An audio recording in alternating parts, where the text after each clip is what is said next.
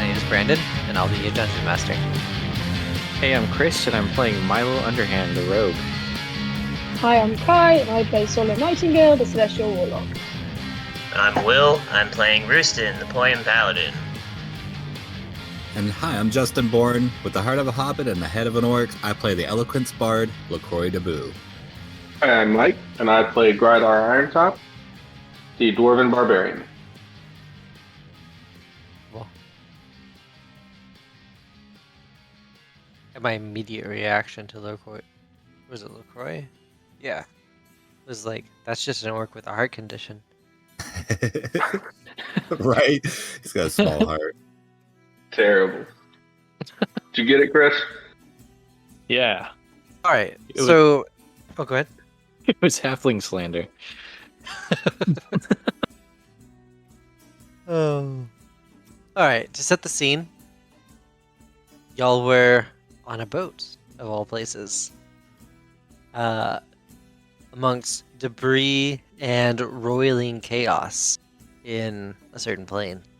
You had gotten there by way of a magical doorway after being kind of unceremoniously basically kicked out a sigil for trying to call forth a divine being.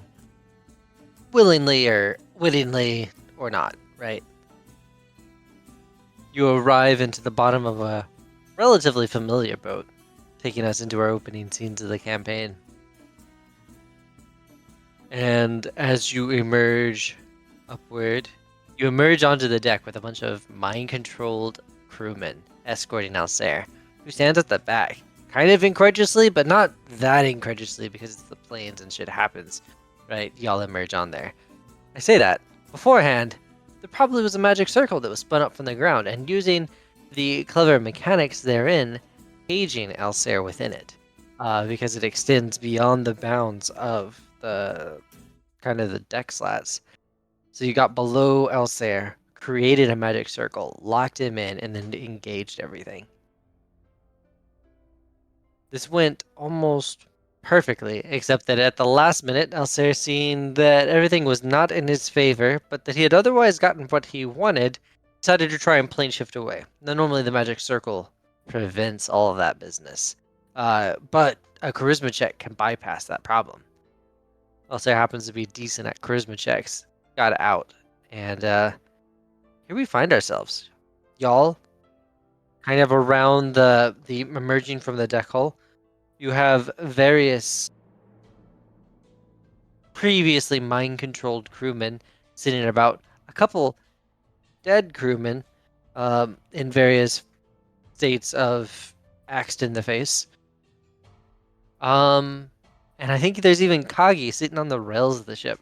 Really just was waiting to see where this all went and who would end up being the owner of the ship that she hoped to captain. Or pilot, I guess is the right word. So, yeah. Our story begins with Kagi setting up from the rails, kind of like clapping her hands together as if she's like, I don't know, like at a pool place and cleaning chalk off her hands or something. She's like slapping them together. Well, that's done. Milo's just going to be shaking his head in disbelief. Ugh, got away again! What happened? He disappeared or what? Or did he Because- die? He cast Plane Shift and left because he's a coward, like normal. So that's frustrating. But he's not our issue currently. And he at least needs to heal, because we did kind of fuck him up again. I still have the gem, right? You do. Where is But it? we're in limbo. It's in my Yes. pocket. When it Okay. started singing, I just left it there. Yeah. I don't know if I want to take it out though. We're in limbo. I don't think it's gonna care here in a second. So I mean, it is starting to like hum and vibrate within your pocket. I guess I turn to the group and say, do I just smash it? Or do we just let it do what it wants to do? Kagi looks around awkwardly. Seems like it's gonna do what it wants to do either way. Okay, then I kind of want to smash it just for like release of being done with this fucking gem, and just have it happen, at least somewhat in my control. So I mean, the moment you pick it up to take it out, like it's going to just vomit forth something. Okay. Have at it. Is the circle still out from the fight? The one that kept magic in or out? Oh, she's a fiend. Do I have time to like throw the gem into the circle? Oh. See if that helps. For at least another 55 minutes. Yeah, heck yes. Yeah, so if you want to try and do that sort of thing, I hadn't even thought about what that might do. Yeah, so Sola's gonna use, I know out of combat, but she's gonna run as she can and throw, and like, I guess because I assume LaCroix is still in, sorry, not LaCroix. Wait, he's not here anymore. I'm just gonna try and throw it within the confines of the magic circle. Okay. Yeah, so you go to throw that thing just as it's gonna like burp out what looks like, and you can even see it starting to like take form from the various surrounding rubble and stuff. So what happens is the gemstone reacts to limbo, and kind of the floating detritus all around starts to take structure and form into what looks almost like an island made of like granules of dirt. And it starts to hold itself together, but the stone crosses the threshold of your magic circle, and its control is lost. Its ability to stabilize limbo is lost as it crosses that threshold, and the dirt, like it goes through like this animating conjunction of all of this debris and stuff forming something new, to then just inert floating stuff that's really close together, and it all just kind of starts to pop away and drift. Okay, so that kind of worked. Sola's gonna turn to the group and say, we have 55 minutes to figure something out. What are we gonna do? I like your plan of smashing it. Smash it in the circle?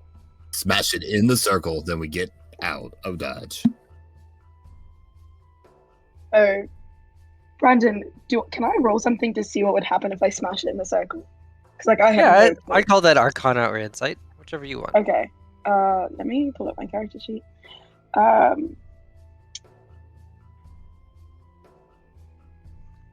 Insight. I'm gonna roll Insight because it's higher. Okay. 16. You get the impression this is actually really easy to destroy permanently. If doing so, it would simply no longer function. And the Lovely. ramifications of that is that you understand, in a sense, that it doesn't store things within it. It's not like some kind of magic box that pulls things into it. It disassembles them and then saves, remembers their structure, and can recreate it later. Going further into this kind of insight and kind of reacting to it, its reaction with limbo is it's a stabilizing stone. It can be used to anchor something into existence herein. In this case, probably it was the heart of some kind of island. So it just remembers the structure of the island. So when it's in limbo, it has the ability to recreate that stabilizing structure. Right. Like a blank that's it. canvas. But the stabilizing structure somehow has this fiend in it. Yeah. Okay, so if It can disassemble more than inanimate things. Okay, so but if I destroy it, then there's no longer a recollection stored of the island or the thing. Or the things, yes. Okay, Or they fantastic. pop out. I mean, Or it's we going to summon pop out them. in 50 minutes either way, Yeah. so we might as well smash it and hope that it doesn't do anything, and that it's like gone. Because Yeah. it would be destroyed, like the thing holding it would be destroyed. At least with the logic that Brandon explained. It Do you would- think you understand, could though, make, like a diskette where you could, or like where you could send it to like completely clear it instead of getting rid of it? I don't know if it'd have any use for us, like as a portable home or something of that sort. Oh, like if we could just wipe it clean instead of destroying it, Yeah, like a so that zip there's disk. no You just- memory in it anymore. Yeah, exactly. That was my destroy original it. premise with this, was giving you all a mobile base. Would I know how to do that? No, definitely not right off the bat. Absolutely Okay. not. Um, So it is a wild card, and I don't think Sala likes wild cards. no, not at all. But I However- think that not having the fiend is better than having a mobile base, Yes. personally. Yeah, I think that's fair. I will say the last bit of insight you get is what will be lost here is not just the island, and not just the god of chaos. Oh, isn't Echo in there? Echo, And the Azamar. Ryan, Well, Azamar. Ryan wasn't in it yet. Morgoth. We don't know about that. Morgoth will be gone. Yeah, y'all will probably like turn around and there's like a bunch of like minnows flopping around on the deck. I don't know why my brain goes to like a bunch of flopping fish all the time. That's like it's a good visual. It's definitely a good visual. I mean, I know this sounds awful, but for the greater good, 3 yes. lost lives. I mean, we just killed like 7 people. Yep. The Ocho turns into the Cinco. But the jacket. I don't know. What do you guys think? We can get it re-embroidered. I have my people. Don't worry. I Does anyone love that. have prestidigitation or anything with it that we could just make it seem like it looks like it says this the Cinco or whatever we're gonna be? The I mean, best part of it this, hasn't been delivered yet. We could email real quick and, and say that we need to change. this is the y'all's order. hang up is the best part.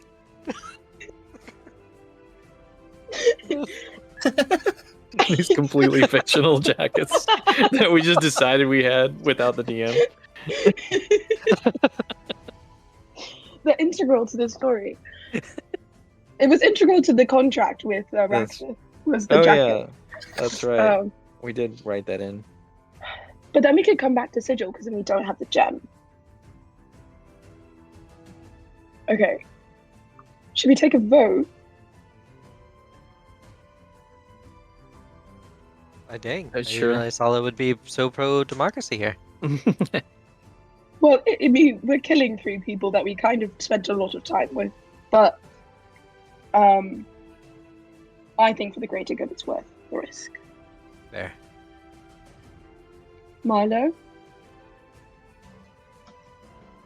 Is there no way to get them out at all? I just don't. I mean, I've already cast Identify on it. Make There's them like come back. really no other spells that I know that could try and figure out. I guess one thing I can do, I can cast Augury, which lets you tell me if it's the results of what's going to happen Okay.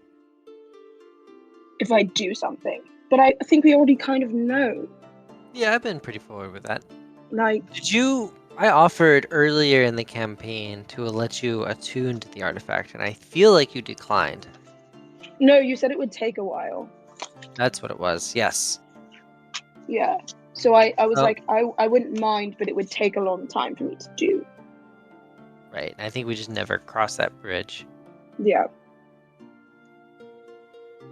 I wouldn't would say a long time is like an hour, right? mind. Okay. Well, we only have 55 minutes, Brandon. Probably 54 at this point. I don't know if I have an hour. Can you cast the spell again? Cast what? The spell again? Like the made the circle? Let me see. Magic Circle. I do have one more spell slot, so I could recast it. So yes. I would have to time it really well. I just basically you can continue the spell if you have another Yeah. casting of it. I continue it. do have Well- another casting of it, so I can recast it. When you cast it, are you casting it onto an item or are you casting it into It's an onto a area? space. It's onto a space. Okay, so Yeah. we can't like make a portable space.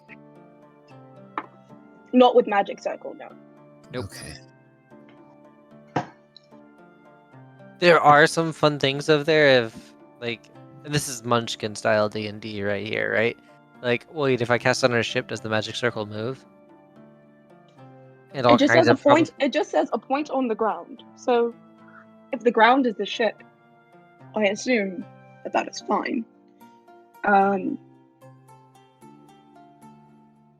There's just something about well-timed magic circles and projectiles moving very fast. Oh, that's kind of fun actually. But it takes a minute to cast, so you can't Well-timed. do it like that. Yeah, very well done.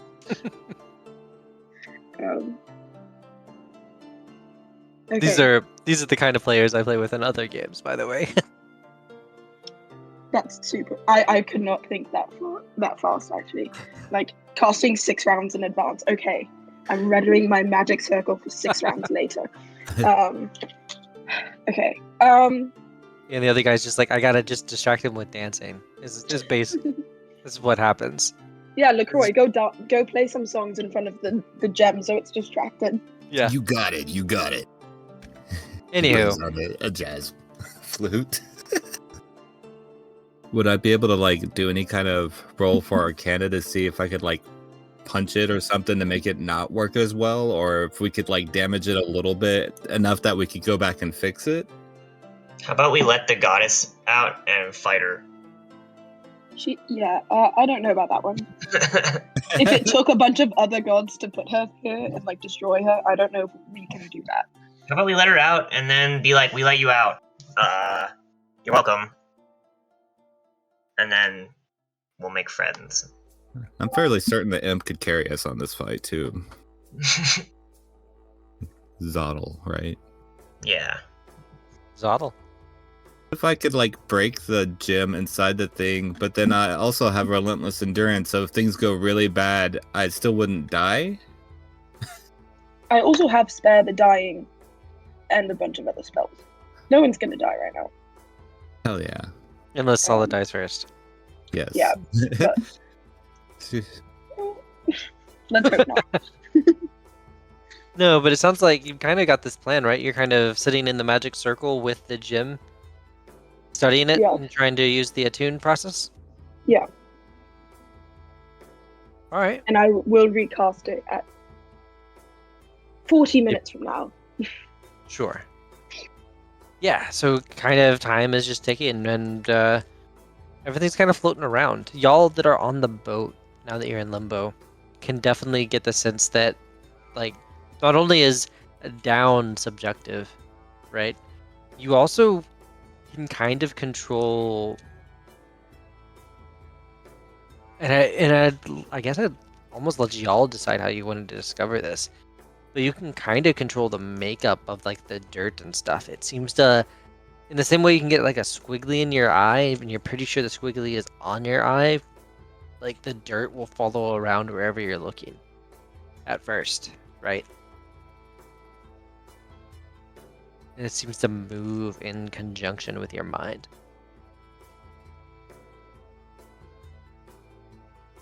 Does anyone want to do anything with that? Cool. So it moves where we look? At In a first, way? because you're not consciously controlling it, yes. What I'll you'll try forming it into a shape. Okay. Throw like a int-based check. Yeah. So I mean, it all just kind of like you're getting it together to clump into like some kind of rock, and you just get this ball of dirt. Did you see my roll? I did, both of them. Okay. Alright. Oh, there we go.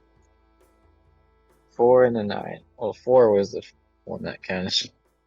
Mm-hmm. I'll just look at it like, yeah, that's disappointing. Fair enough.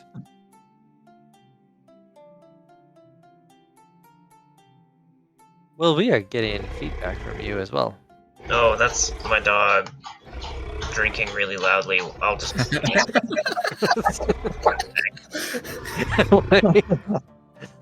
you Bring put, the growling back.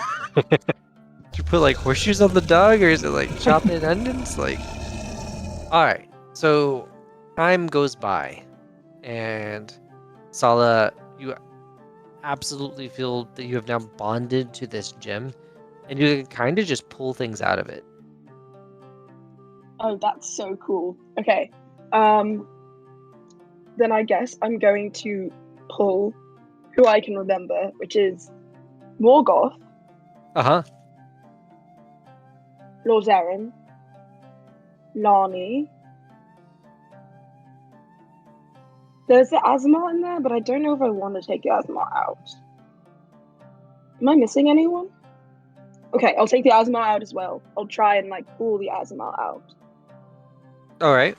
So all these things will just take form, not from like random fish on the ground or from like the boards of the ship, but the actual dirt and debris around Limbo forms into them. And they're just kind of floating there in Limbo. Most of them catatonic. Not because of any kind of adverse effect. You just get the feeling that's they're fine. That's just to say that they were in the gem. Right. Okay. That's And fine. the mental image of like you get the understanding that this gem is both a sentient object but is also being controlled by some other force, not within it but remembered by it. And so it's the memory of something within it is causing it to behave sporadically, and it just wants that to end. The gem wanted to end, or the thing inside it wanted to end? Both of them wanted to end. The gemstone is a little more ambiguous on exactly how that comes about. Okay. Is there any way for me to not pull something out, but to erase it from the gem? Ooh. Because I don't want to bring her or the home or the island out of the gem from its memory, but I do want it to not be there. I want the gem to be a clean state without destroying it. If not possible, I will destroy the gem though. No, you don't think it can be done? It can't be erased. Okay, I'll turn to everybody else and say, well, the people that were inside, other than the fiend and Alcer's home place, are removed from the gem. Am I forgetting anyone? Does anyone think I'm forgetting anyone? I'll just say, building... like, you're not forgetting anyone. Okay. Okay. I guess that is it. Does anyone want to do anything else before we destroy the gem? Is it a spell that's doing it, or are we just smashing it? Oh, I'm going to smash the shit out of it with my my hand axe. Okay. Yeah. Can I inspire you with it, or is it not going to be like that? You're going to smash it no matter, or what? I'll take whatever I can get in case I Okay. die. What does this inspiration look like? Describe this for us. So LaCroix goes and pulls out his violin, which he hasn't, I don't think he's brought out yet, but he plays a really sweet kind of Italian, but they don't know Italian, but in our world it would be Italian styled, I guess slow fire, what is it, a candlelit kind of violin thing to inspire you in concentration and strength. Fair enough. Kind of as the gem did, it doesn't really like this. She's Sala's going to be successful here. As like, how big is this circle? I can put it in the chat. I think it's 10 feet by 20 feet circle. Yeah, it's after a 10 she smashes. Yeah, after she smashes it, I guess Grydar's going to try and grab her and rip her out of the circle. Totally fair. And like cover her in rage at the same time. Oh boy. Need all the help we can get. Right? So I guess the gem will... Sorry. The gem detecting and kind of feeling your intent starts to transform. It softens and starts to mold like putty into a beating heart with green veins. That's kind of sad. But I don't really care. I'm gonna take it. Well, now that it's a heart, I'm gonna take a dagger and stab it into it. Yeah. Do you want me to roll anything or no? No, like you Okay. do the thing. So you go and stab it, and it has made itself vulnerable for you. And red blood drips, and green ichor kind of oozes out as well. And it goes silent and inert, and slowly fades from being this fleshy chunk to quickly just drying and turning into this black husk of carbon. Okay. I've never seen anything like that before. That's kind of crazy, but in the spirit of Lorzaren, I'm gonna take the dust and put it in my pocket. Fair. Well, now that's over. I assume Grydar tackles me to the ground. Roar! Does anything happen once I'm outside of the circle? No, nothing. Okay, Stillness. I will dispel the magic circle so that Zotl can go wherever he wants to go on the ship. But Fair. how hard does he tackle you? Oh yeah, do I get injured? Like ripping her out of it and just kind of covering her. I didn't know if it was going to explode. Right. Totally fair. Okay. Nothing explodes. Everything is still silent and dang anticlimactic.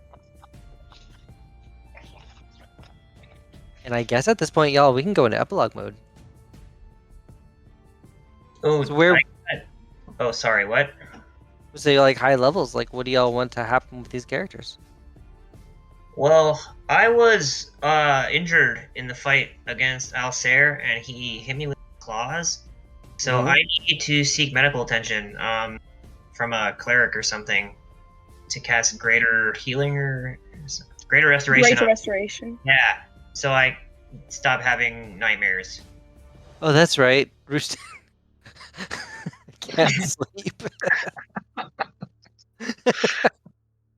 Which was already a problem. Was he lycanthrope of some kind? Or is that a were-tiger I'm thinking of? You're thinking of a were-tiger. He was not a lycanthrope. Just straight up Rakshasa. Rakshasa, yeah. Different tiger, man. Yeah. And also bird form. I did a Yeah. avian variant. Oh yeah. But, yeah. So, I'm sure y'all can find a place that will do that. Where would y'all seek out? How would you get there? Oh man, where the fuck are we? Right now. Somewhere in limbo. Are there gates in Limbo similar to in the astral plane or no? Not similar to the astral plane, similar to everywhere else, though. There are gates here, but they are far less common, and they only go to astral. Okay. So, Well, we could. Kagi, what are you going to be up to? Oh, she's dead. Oh man, that sucks. Keep her around this whole time, and then she just dies. Yeah, I'm thinking through the response. So Kagi is like looking up and says, well, I'm ready to pilot this thing wherever y'all want to go. I've been itching to get back on a ship and not be crawling around cities and shit. Oh hell yeah! Good city. Well, I mean, if we anywhere that there's a Church of Saloon, I can get you healed. But also, you have your own church. I'm sure we could find Roosten. A Chapel of Torm. Be excellent. Any major city, we could probably find one, I assume. Are they Yeah. like accepting of imps and whatnot? Except for the city of cowards. Don't go there. They're all cowards. Kagi like walks back to the wheel of the ship and it just starts like doing things like, all right, y'all, start taking down the whatever's. Make sure we grab the folks that are floating free. Ah, And I'll grab by the ankles and drag him down to the ship. and it sounds like we're off to find a Temple of Torm in Limbo. I feel like there's a joke there. And she starts just like sailing off. Well, we're gonna find a portal to a place that has one. Don't think there are any here. Right? And yeah, you all would start that journey. Was there anything that people wanted to play before we talk through before we kind of just close this out? Cool. Y'all, this is my first time ever running 5th edition D&D. It's been a blast, and I was actually really pleased with the system. I enjoyed this. Awesome. That was your first time doing 5e? Wow. Yes. Well, other than... So that's not true. I ran the Halloween game that Chris wrote. Hmm. I even think some of y'all might have been in that. Oh yeah, the winter harvest. Yes.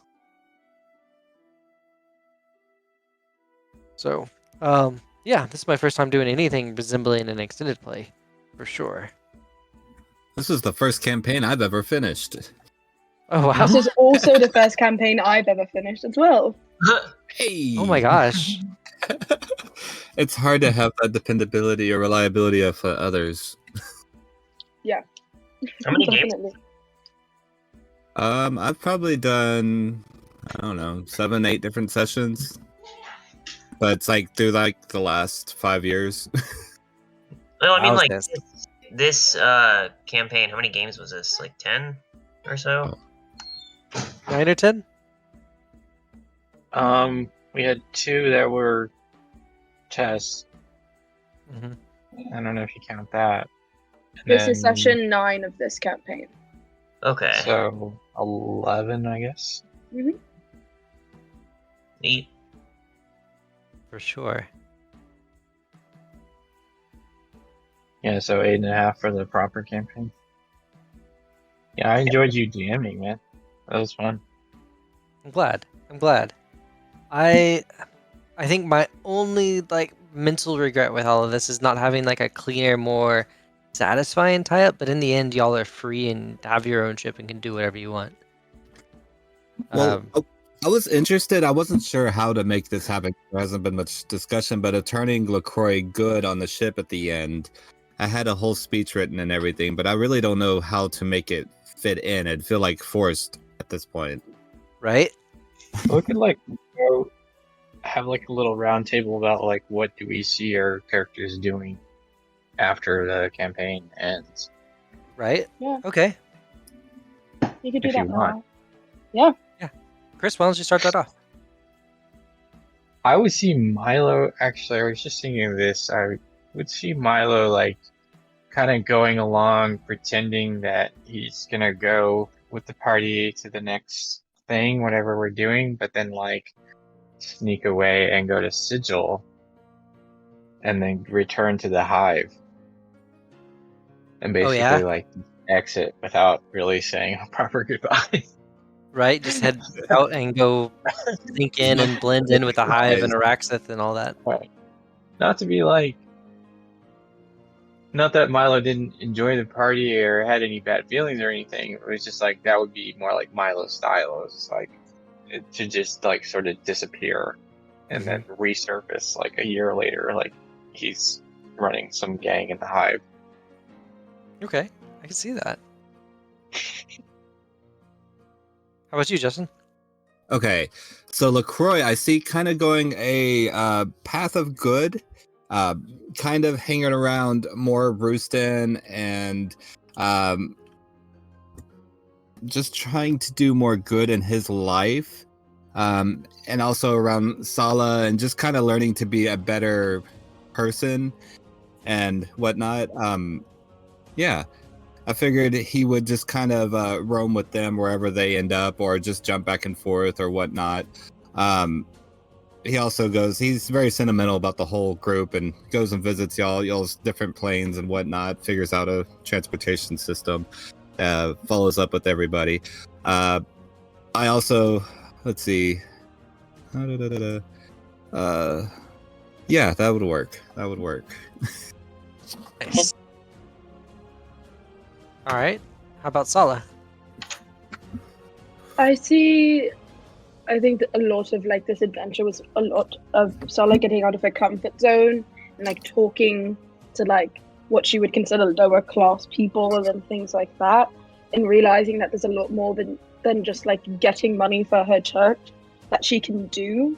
That's also still in the spirit of her patron and of her god and all of those things. So I see her kind of moving away from being like warlock focus and a lot more of the cleric type focus.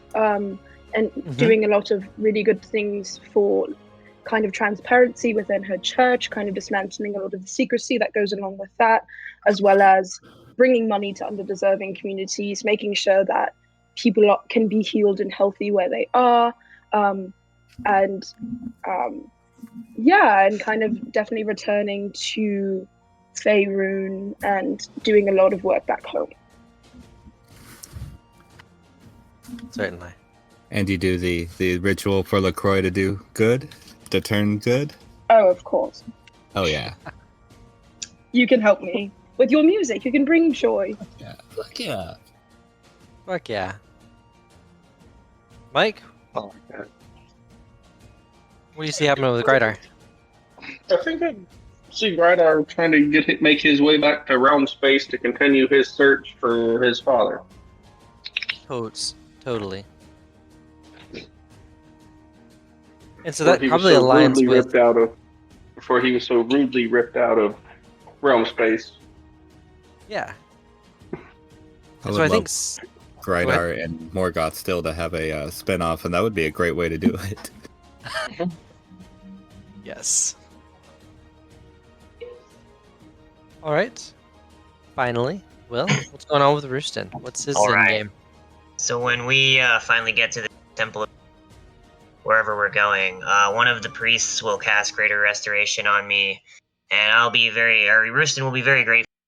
But this priest will tell me that the high priest of this temple has been cursed with an affliction of cowardice, and that the only way to cure them is to travel to the Fortress of Thunder and retrieve a vial of pure essence of courage and return it and feed it to them to cure them. And they really need someone to do this quest for them, and Roosten will feel that he is indebted to them for lifting his own affliction, and will be happy to undertake this quest. And any of the party that wants to join him is welcome to. Oh man. Oh man. That's awesome. Roosten in the Fortress of Thunder. Is that right? Yeah. Just made that up. I like it. I like it a lot. The Roosten's quests ever onward. Yep. Never stop questing. I like that a lot. All right. Just while we've still got Craig in here, let's go ahead and handle some outros. Hey, I'm Brandon. I was the GM, and you can find me on all the various socials as @theBWT. Hey, I'm Chris. I go by @ChrisGamblePhotos on Instagram. That's where you can find me. And also join Raven's Realm Tabletop Discord.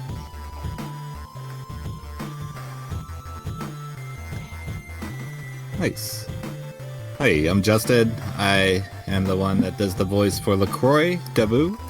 I'm just here promoting my music at bandlab.com/mixsushi3. Again, that's bandlab.com/mixsushi3. And if you enjoyed the music in the show, it's mostly mine other than the ambient music, but the intros and outros, all that, all Project Born. Yeah. Yeah. Yeah. I'm Kai. Thank you all for listening. If you want to find me, I'm not very active on social media, but you can find me on Twitter at Kitchid with 2 Ds, which is KICHIDD on Twitter.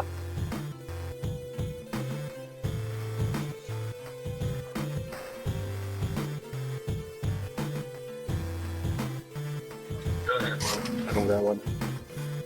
Fair. Take it away, Will. Oh, I'm Will. I don't really have anything to plug. Come hang out. Where? Colorado Springs, Colorado. Nice. Nice. All right, y'all. Thank you for listening to our actual play, and we'll see you on our next adventures. And thank y'all, all y'all, listeners. Yeah, Join the definitely. Discord. This has been a production of the Raven's Realm Discord and podcast group. I know we just wrapped up, Yeah.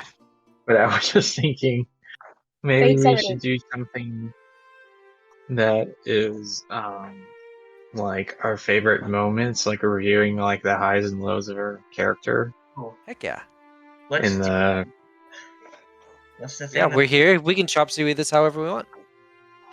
A reunion. That's what they call it. yeah. Right on all the reality shows. Just the house. Yeah.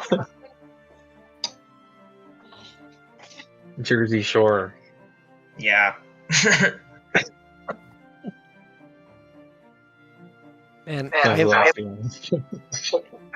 personally running my favorite two, probably like I feel like every 2 or 3 episodes there's like a really good NPC interaction, whether it was talking with Alsair at the circular table and doing contracts there, or talking with Araxith, or various things like that. I think those were kind of my favorite scenes because they were always interesting, and there was always something like, yeah, it was super serious, and then right in the middle of it, of course, like either Roosten's gonna like just shit, or Ryan's character Lorzaren is gonna like throw some shit on the ground, right? Like right in the middle of it, and it's perfect and beautiful. That was a good moment. He took his dirt out of his pocket. Dirt, quote unquote. I also like the conflict of the various characters. That's just a staple that I'm gonna throw out, right? It's giving y'all like, yeah, I give you what you want, but I'll make you like feel bad about it a little bit, right? And that's Justin, you really demonstrated that with LaCroix and like feeling kind of bad about like leaving those folks with the Raxith. Yeah, oh yeah. It was really cool to see that, as well as like seeing how every one of us kind of bonded at the end, or like near the end. You could see the character growth, you could see everything kind of like, even the way we all interacted was really, it got better and better, and I look forward to what we're gonna do after this. Same.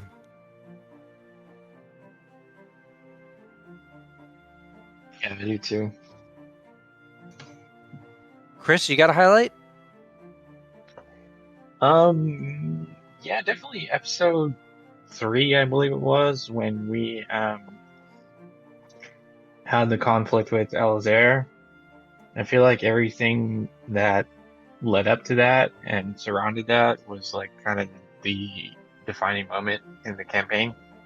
For sure. It was like the big debate that we had about completing the mission, like giving him the gem or not. We didn't really know what to do, and then everything just went crazy when we were in the same room with him, and he could tell that we were suspicious of him. Right? Yeah, And the then whole Roosten, scene was yeah, great. Roosten stabbing him with the sword, doing such heavy damage. I thought that was awesome.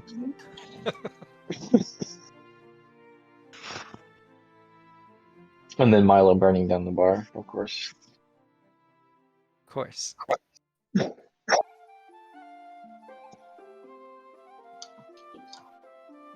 Kai, where are your thoughts on highlights and kind of favorite parts?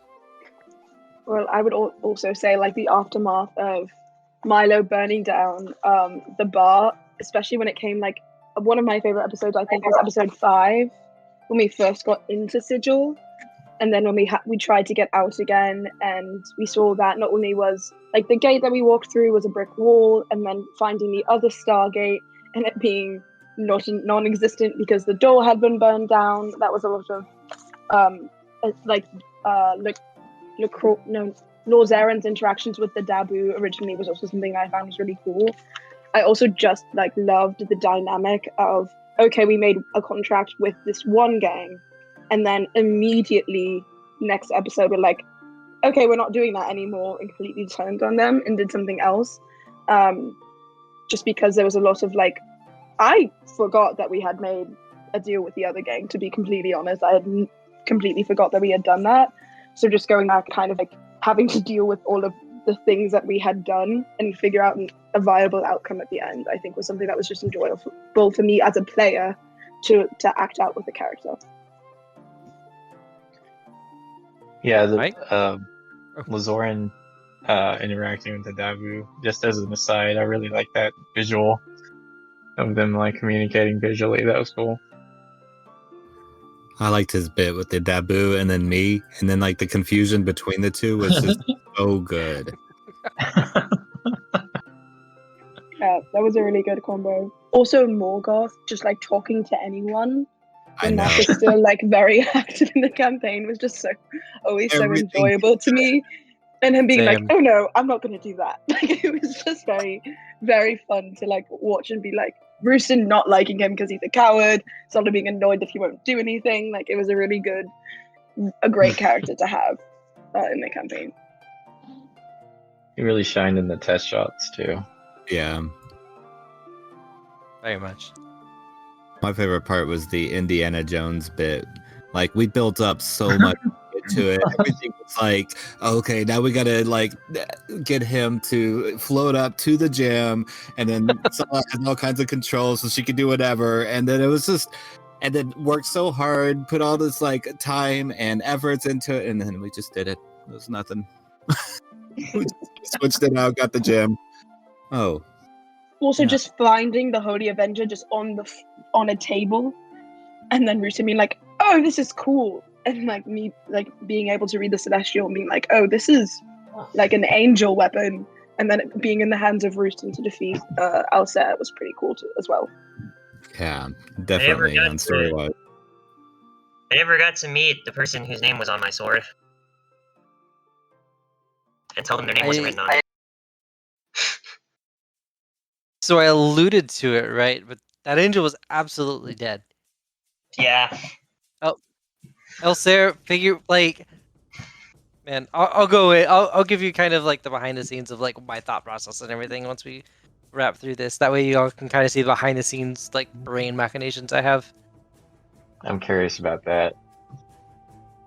Mike, any particular highlights? There wasn't a lot of combat for Grydar to dig into, but I almost feel like I loved the rolling jokes. I mean, from the beginning, it was Roosten eating dirt shit, not wanting people to eat chicken. Sala asking him to go get her an omelet when we were in the hotel was hilarious. Ryan's character just amazed with whatever he saw was great. Yeah, him lining his pockets with shit. I mean, I just could not get enough of stuff like that. Mark's character just having no will or want or anything to do with anything dangerous. Just was great. Yes.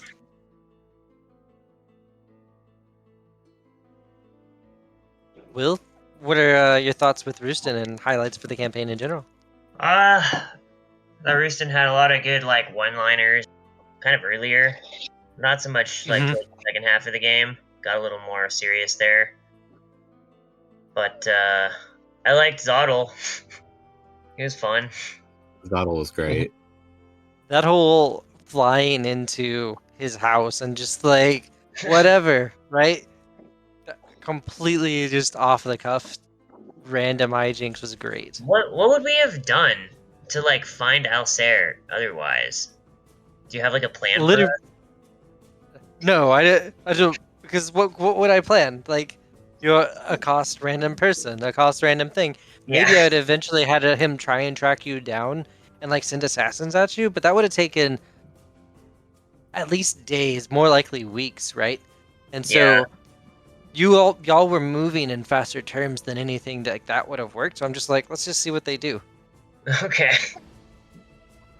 right? Because if you just show up to Sigil like the day after you burn down that bar and you're suddenly getting attacked by ninjas all the time, like it doesn't make sense.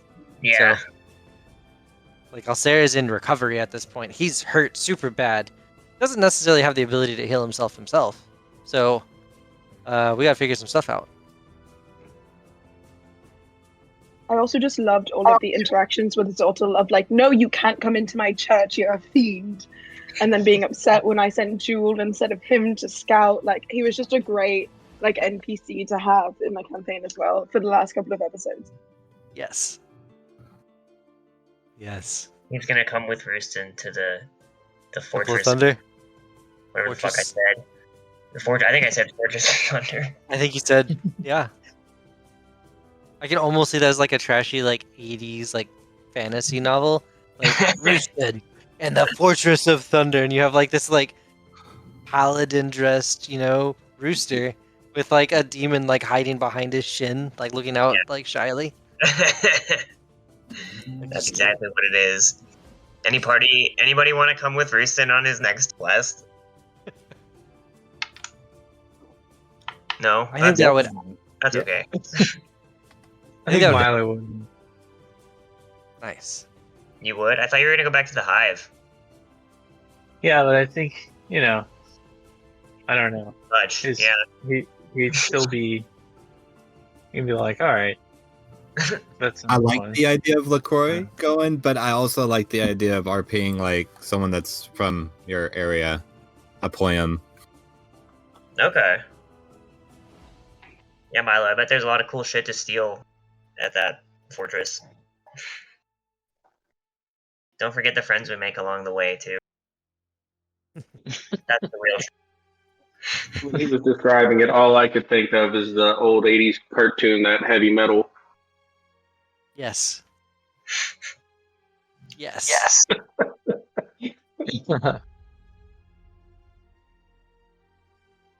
So my behind the scenes like machinations and thoughts, right? From the start I was like, I'm gonna throw them all together by getting them on a boat. They've been like shanghaied basically, and then I'm gonna have them freed by what I consider to be the primary antagonist for the campaign. And he's gonna make them do his bidding. But seems super nice about it. Generally speaking, that worked, right? He'd actually like been working on this for tens or hundreds of years, right? And so he's had a lot of time, and everything down to like, I just need some actual good characters to go in this place and grab this thing for me. I can't do it, and none of my crew can do it, so let's go find some people. And lo and behold, the start of the campaign. But I have a question about that because we Sure. had non-good characters go in, so why couldn't he just like kidnap a good character, have them open the door, and then just go in and grab it? Didn't. He probably could have done something like that. He's a bad guy. Bad guys don't do anything easy. That's Be- true. Because y'all agreed to do it without him kidnapping you, I think is the answer. That's fair. That's fair. Because he did technically save us, because he killed all the people that were on the ship that we were on, Right. right? So we kind of were in debt for him in some way. Yeah. Did we talk about that at all during the debate where about completing the mission? Like, did we include the fact that he No, did spare him? Not at all. Not one. Because that is an interesting angle. Like, we were so suspicious, and yet he could have killed us in episode 1 if he wanted to. Yeah, he was like, "Oh, you're free," and that was it. And we decided to follow him. No, I didn't even think about that until now. That he literally saved us because we would have just been slaves on a ship. Well, I guess this is why we did originally to work for him or go along with his offer. Right. He just gave you reasons to be suspicious, whether it was like, I mean, I tried to like drill up some of the creepiness of him from the start, where it's like Sala, you had like the room under him, and so you just heard him pacing all night or something. Yeah. What was he doing? Was he just pacing like a creepo? That was actually the night he was summoning. He was working on the summoning circle to summon and bind a certain angel. Oh, so he got the angel away from the gate Right. and killed. Okay, that makes sense then. And so Because when we never y'all went to- leave, he goes and he binds it, and then it just kind of vanishes. Gotcha. And I kind of alluded to that, and we had to leave after the burning of the inn of the tavern. And y'all didn't stick around, but if you had searched through like the rubble or had looked around, you would have seen like a half devoured angel corpse in the ruins there. It wouldn't have gotten burned by the fire. So he ate it? Yeah. Rakshasa. Ew. That's gross. Like So If you- okay. I do have another question. Were there any traps at all with the gem being on the plinth? Or was it just like a ceremonious circle room with the gem? It was a ceremonious circle room meant to only be openable by bad dudes. So basically, I was like, the door can only be opened can be opened only by those of good character. Basically, have good on the character sheet. Inside, it was all ceremony and shit like that. Probably would have been grounds for a magic circle, but wasn't actually a magic circle. And the big ass angel there was the main point of defense. And they do like 1,000-year tenures watching over that room is kind of what I had in mind.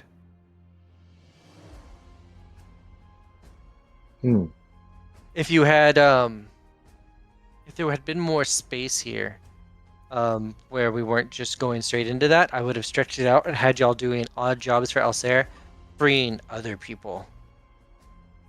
Going and finding Githyanki pirate ships that are like marauding and grabbing people, and you'd be freeing them. But over time, I would have like specific characters, and I even imagine like really dark and tragic things, like, oh yeah, this little girl with like these pink shoes and stuff like that, and just over time build up to this standoff with Alsair, which ultimately happened. So I didn't need to do any of it, and y'all already distrusted him. But then like one of you like barge into his room, and like in the corner is like a pile of clothes, and like the pink shoes are right there, and it's like Alsair like is a Rakshasa and like eats people. Oh, so he would have eaten all the people that we quote unquote saved from. He would have eaten like pirate. 1% of them, which is Okay. still a non-0% of them, right? Yeah. So Yeah, if so we we- had just given him the gem, what would have happened? He would have gone out and he would have brought back the stuff. It would have been that island. The chaos god that he is completely a simp for would have rebuked him, right? And I'm not sure kind of where from there, because I hadn't really thought it through. I didn't have to think it through because y'all were never really going to entertain that. But I did have it in my mind that the affection was one directional, if that makes sense. So a true simp, Yeah. like a Twitch chatter. Okay, got it. And That's cool. and kind of in that throws like probably have Alsair change a little bit as a character and as an antagonist. And probably actually have that, because it's not an evil like being, it was just a chaotic one. Okay. And that's kind So of it's where like I a was chaotic going. neutral deity. Yes, Okay. that was my mind. But once it became clear that wasn't going to happen, even going into today, I was like, they're going to find a way. They're going to think of something that would make sense here. So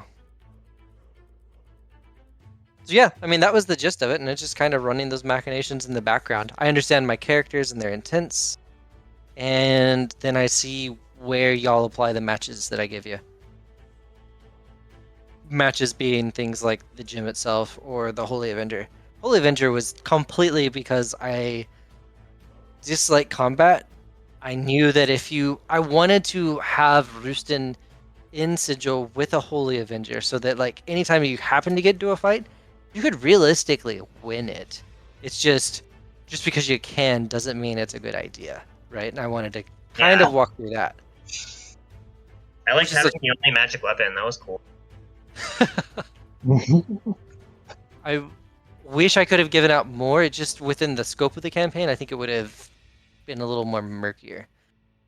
But it's a common theme of the games I run where I just like I love to give characters nukes and then not necessarily give them enemies that are worthy of having nukes thrown at them. If that makes sense. Like giving you way too much power and then watch you be irresponsible with it. So those are a lot of my sandbox games. All right, y'all.